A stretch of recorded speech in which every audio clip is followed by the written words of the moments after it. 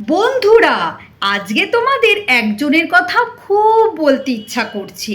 সে আবার খুব বড় মন করে বলে, আতিথ্যে দেব ভাবা। অতিথি আমাদের ঘরে আসে, তাদেরকে ভালো করে আপ্যায়ন করে অতিথি আপ্যায়ন করতে হয়। তুই কি করে অতিথি দেব ভাবা করিস সেটা তো আমি তোর বাড়িতে গিয়ে তোর ছেলের জন্মদিনে গিয়েই দেখতে পেলাম। কি করিস শোনো বন্ধুরা, এ হচ্ছে এমন একজন মানুষ, লোকেদেরকে নেমন্তন্ন করে বাড়িতে ডাকে, সেই মানুষগুলোকে দিয়ে লুচি ভাজায়, ময়দা মাখায়, তারপরে খাবার সার্ভ করায়। এই হলো আতিথ্যে দেবা ভাবা। আর অন্যের বাড়িতে গিয়ে চেটে পুটে হাত চেটে চেটে খায়।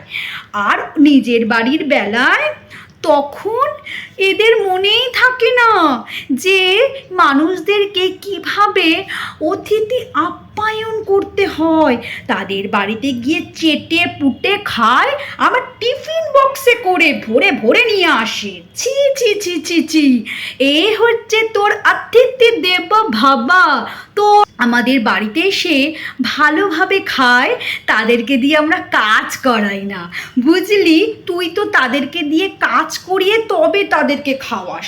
আমরা লোকেদেরকে আপ্যায়ন করে ডেকে আনি ঠিক কথা, তাদেরকে অতিথি সেবা করার জন্য।